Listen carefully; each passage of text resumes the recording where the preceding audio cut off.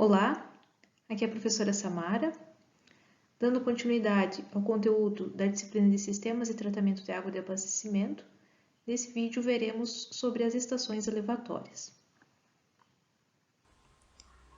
Estação elevatória é o nome dado a um conjunto de obras e também equipamentos destinados a recalcar a água para a unidade seguinte.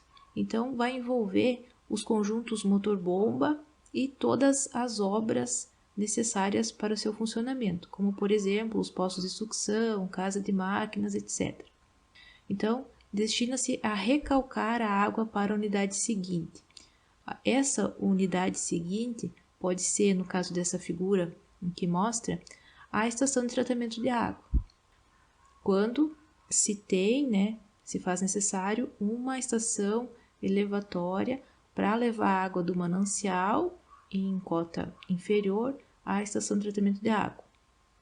Essa unidade seguinte também pode ser um reservatório do sistema de abastecimento de água. Então, no caso de utilizar uma elevatória aqui entre a estação de tratamento de água e esse reservatório. E a unidade seguinte ainda pode ser algum trecho da rede de distribuição. Então, a gente vai ver isso. Na aula passada, quando nós falamos sobre as adutoras, nós vimos as vantagens das adutoras por gravidade. Os escoamentos por gravidade, eles são os preferidos. Então, sempre se prioriza os escoamentos por gravidade, porque eles possibilitam a economia de energia, facilidade operacional e também de manutenção e também segurança. No entanto, nem sempre esses escoamentos por gravidade são possíveis. Muitas cidades estão localizadas em cotas elevadas, em relação aos mananciais próximos, onde não é possível, então, esse escoamento por gravidade. Então, é necessário a utilização de bombas, instalações de recalque, tá? Então, isso acontece em municípios da nossa região, né? Própria cidade de Frederico Westphalen, é localizada numa cota mais elevada em relação aos mananciais próximos. E além disso, devido à distância dos mananciais que se encontram em posição mais alta que a cidade. Então, muitas vezes, apesar de haver mananciais disponíveis em cota superior à cidade que será abastecida, devido a essa longa distância e as perdas de carga no sistema, não se consegue obter a vazão necessária. Então, se necessita utilizar uma estação elevatória para aumentar a capacidade de adução desse sistema. Aqui nós temos a classificação das estações elevatórias. Nós temos estações elevatórias de água bruta, então conduzem água ainda não tratada, então são aquelas estações localizadas entre um manancial e estação de tratamento de água. Nós temos estações elevatórias de água tratada, então aquelas localizadas após a estação de tratamento. Então, essas estações elevatórias, elas podem levar água da ETA até algum reservatório do sistema ou levar a água tratada, de um reservatório até outro reservatório do sistema. E ainda nós temos os chamados booster. Tá? Os boosters são estações elevatórias localizados em trechos do sistema de distribuição de água. Normalmente, então, são utilizados para aumentar a capacidade de distribuição de água do sistema. São estações chamadas de reforço, tá?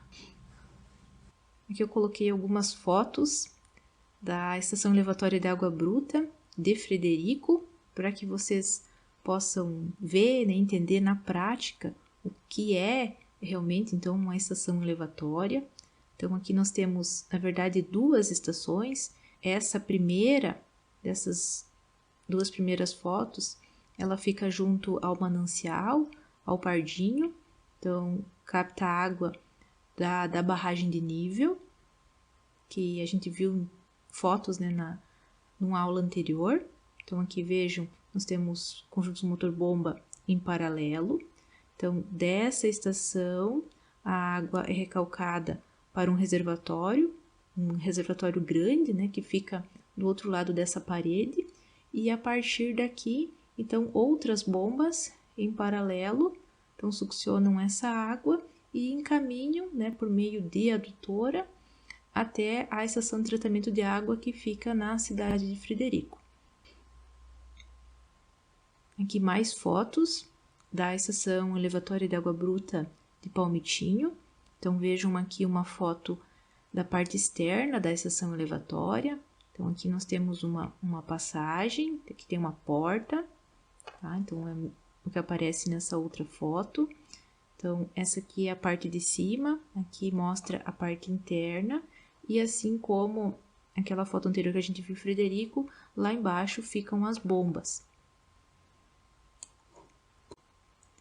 Para a estação elevatória, nós também temos uma NBR, que é a NBR 12214 de 1992. Então, que trata do projeto de sistema de bombeamento de água para abastecimento público.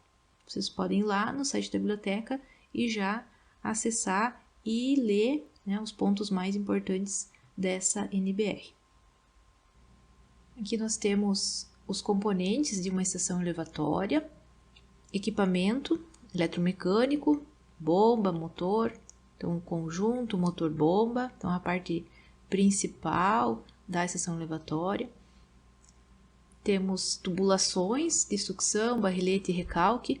Não sei se vocês chegaram a ver o que é o barrilete, mas o barrilete é um conjunto de tubulações que vai unir a saída de bombas associadas em paralelo. Então, aqui como mostra essa foto, que é da estação elevatória de Frederico, então, o barrilete é essa tubulação que está unindo a saída dessas duas bombas que estão operando em paralelo.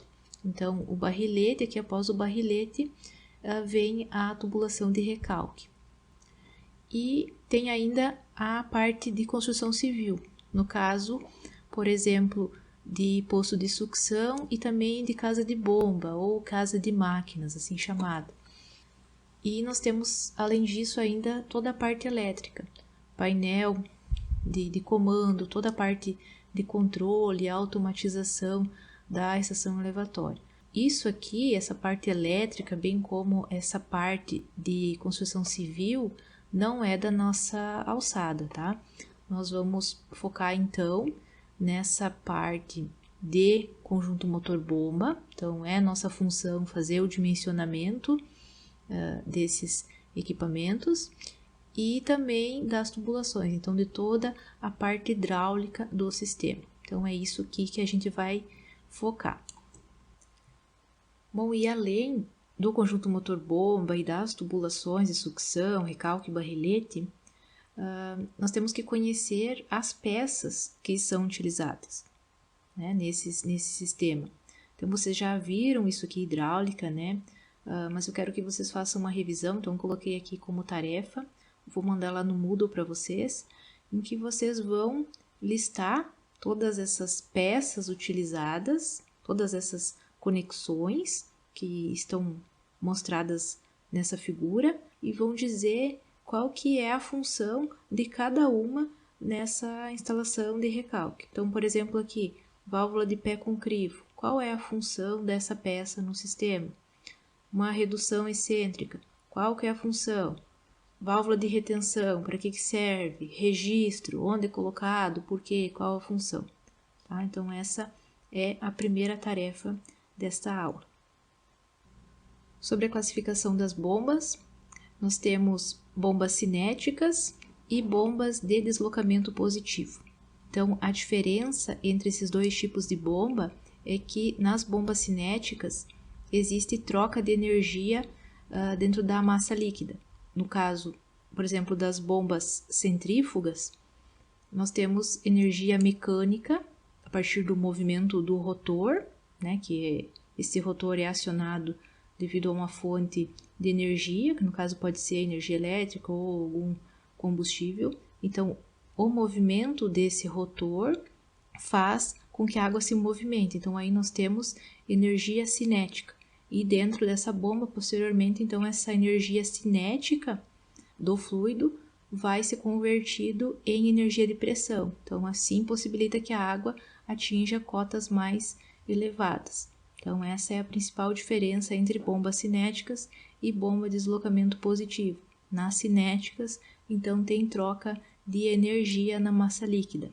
Então, dentro das bombas cinéticas, as bombas centrífugas são as mais utilizadas no sistema de abastecimento de água. Então, 98, 99% dos casos se utiliza bombas centrífugas, tá? Daí nós temos bombas centrífugas de fluxo radial, fluxo misto e fluxo axial. Acho que vocês já viram alguma coisa em hidráulica sobre isso. Se vocês estiverem estudando pelo livro do Heller e Pádua, tem uma classificação das bombas. Então, no livro ele classifica as bombas centrífugas dentro das turbobombas. Então, o que são as bombas centrífugas? Então, são bombas que aceleram a massa líquida através da força centrífuga fornecida pelo giro do rotor, cedendo aqui, energia cinética, a massa em movimento, e transformando a energia cinética internamente em energia de pressão na saída do rotor através da carcaça da bomba. Então, aqui nós temos no rotor energia mecânica, depois nós temos a energia cinética proporcionada, então devido a esse movimento do líquido, e na saída nós temos a conversão da energia cinética em energia de pressão. Tá? Então esse é o princípio de funcionamento das bombas centrífugas. Eu deixei aqui um link para um vídeo que explica o funcionamento das bombas centrífugas. Tá? Vai mostrar como ocorre, onde ocorre essa transformação de energia dentro das bombas. Então, essa aqui é a parte mais importante das bombas centrífugas, os rotores. Os rotores, eles têm como função, a partir do acionamento por energia elétrica ou por algum combustível, como o diesel, converter essa rotação, esse movimento, essa energia mecânica em energia cinética. Nós temos 3 tipos de rotores: aberto, semiaberto e fechado. Então, esse aqui é o aberto, esse é o semiaberto e esse é o fechado. Nos sistemas de abastecimento de água, nós podemos utilizar os 3, sendo que o rotor fechado, ele é mais utilizado para água limpa, tá? Então, para não ter problema no rotor ou obstrução. Então, esse aqui para água limpa.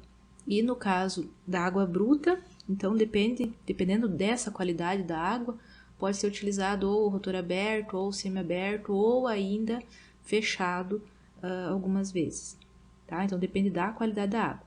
No caso dos esgotos, né, a gente utiliza rotor aberto ou semiaberto, também dependendo da qualidade desse esgoto. Então é a mesma coisa para água.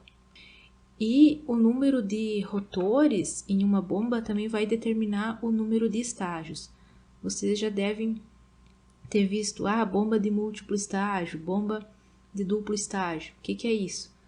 Se é duplo estágio, quer dizer que tem 2 rotores na bomba. E eu já esquecendo, para água limpa nós damos prioridade para a utilização de rotores fechados, que são os mais eficientes. Então os rotores fechados são mais eficientes que os rotores semiabertos, e os semiabertos são mais eficientes que os rotores abertos. Quanto à escolha da bomba, nós temos que considerar a vazão de bombeamento, a altura manométrica total, capaz de ser produzida pela bomba, e essa vazão, e também outras grandezas, como a rotação, a potência e a eficiência, mas principalmente esses 2 primeiros aqui, vazão e altura manométrica total. Bom, a vazão de bombeamento, nós já vimos como que calcula, lá nas primeiras aulas, né? Então, vamos precisar conhecer a população de projeto, a cota per capita, então quanto essa população utiliza de água, também conhecer os coeficientes de vazão máxima, o K1, K2. Então, essa vazão de bombeamento vai depender do ponto do sistema de abastecimento. Se essa estação elevatória estiver antes da estação de tratamento, nós temos que considerar também a água que vai ser consumida na ETA, né? Se essa estação elevatória for localizada após o reservatório, então temos que considerar além do K1 o K2. Então, vão lá, relembrem essas equações para cálculo das vazões em determinados pontos do sistema de abastecimento de água. Então, isso é muito importante, é conteúdo de prova. E o outro fator importante, então, determinar a altura manométrica. Então, como que nós encontramos a altura manométrica? Temos aqui, então, uma figura que mostra um sistema de bombeamento. Então, aqui nós temos a bomba, aqui o motor. Nós temos essa bomba afogada. O corpo da bomba está abaixo do nível da água, aqui na sucção. Tá? Aqui nós temos a seção de referência, que é o corpo da bomba. E nós temos, então, essa bomba levando água desse reservatório 1 até esse reservatório aqui 2. E nós temos as representações aqui das alturas, altura geométrica de sucção, recalque, a representação da linha piezométrica, da linha de carga. Então, aqui para nós determinarmos a altura manométrica, nós temos que considerar a equação da energia, a equação de Bernoulli, né? Que a gente vem vendo desde fenômenos de transporte. Então, o que nós temos aqui? Coloquei a equação, essa aqui é a equação da energia. Nós temos, no lado de cá, à esquerda da equação, a energia de posição, que seria, no caso, Z1, ponto 1, é a superfície desse reservatório 1. Então, nós temos aqui, a partir da referência, nós temos essa altura Z1, que nesse caso é a altura geométrica de sucção. Então, tá aqui. Mais energia de pressão, P sobre gama. E temos a energia cinética, V² sobre 2G, mais altura manométrica. Então, isso é o que está desse lado da equação. Igual, no outro lado, nós temos Z2, né? Então, essa altura Z2, aqui a gente vai chamar de altura geométrica do recalque, tá? Que é isso aqui, ó. Então, a partir dessa linha de referência até a saída, nessa tubulação aqui em cima. Tá saindo essa água acima do nível d'água desse reservatório 2. Então, temos mais a energia de pressão, P2 sobre gama, mais a energia cinética, V² sobre 2G, mais as perdas de carga. Então, ΔH, então, é a soma da perda de carga na sucção mais a perda de carga no recalque. Então, temos essa equação. Se nós considerarmos que esses pontos, o ponto 1 e o ponto 2, estão à pressão atmosférica, então aqui na superfície da água nós temos pressão atmosférica e aqui nessa tubulação a água também está saindo à pressão atmosférica. Então, na escala de pressão efetiva, então nós temos pressão igual a 0. Então, aqui nós podemos desconsiderar essa parcela. Então, aqui só é outra forma de escrever essa mesma equação aqui, tá, pessoal? Então, HM, o que vai ser? Vai ser igual isso aqui menos isso aqui, tá? Então, é só outra forma de representar. Se nesses dois pontos, 1 e 2, a pressão é igual à atmosférica, eu posso desconsiderar essa parte. No caso da velocidade, se considerar que essa diferença de velocidade, essa diferença de energia cinética entre os pontos 2 e 1 é mínima, então eu posso desprezar também essa parcela. Então, aqui eu posso excluir e resulta nessa equação que a altura manométrica é igual à altura geométrica mais a perda de carga. Então, aqui, ó, altura geométrica mais as perdas de carga. Pessoal, em alguns casos, essa diferença de energia cinética, essa diferença de velocidade, ela não pode ser desprezada. Então, em alguns casos, vocês vão ter essa equação para cálculo da altura manométrica igual hg mais v2 ao quadrado sobre 2g mais ΔH. Então, muitas vezes, essa parcela aqui de energia cinética não pode ser desprezada. Então, essa aqui é a equação geral. Em alguns casos, a gente pode simplificar, como vocês viram em hidráulica, que a altura manométrica é a altura geométrica mais a perda de carga. Nós temos uma classificação das bombas, também quanto à localização dessa bomba, quanto ao nível de água. Então, nós classificamos as bombas em afogada e não afogada. No caso de bomba não afogada, no caso uma bomba horizontal não afogada. O que quer dizer isso? É quando essa bomba, o corpo, está acima do nível de água na sucção. Então, no caso de utilizar um poço de sucção, nós temos aqui, se a bomba fica fora desse poço, nós chamamos ela de bomba horizontal, e como ela está acima do nível da água na sucção, ela é uma bomba não afogada. Por outro lado, se essa bomba está localizada num nível abaixo do nível de água no poço de sucção, ela é chamada então de bomba afogada. Também não quer dizer que ela está dentro da água, ela está fora, é uma bomba do tipo horizontal, mas o corpo da bomba está abaixo do nível da água na sucção. Então, por isso, ela é chamada de bomba afogada, bomba horizontal afogada. E o outro caso é de bomba vertical afogada. Então, nesse caso, aqui, sim, a bomba fica dentro da água, fica abaixo do nível de água na sucção, apesar do motor ficar acima do nível d'água. Então, aqui é um caso de bomba vertical afogada. Nós vamos precisar dessa fórmula para calcular a potência do conjunto motor-bomba. Então, isso aqui também vocês já aprenderam a calcular, né, em hidráulica. Imagino que não tenha problema quanto a isso. Então, essa fórmula aqui resulta na potência em CV.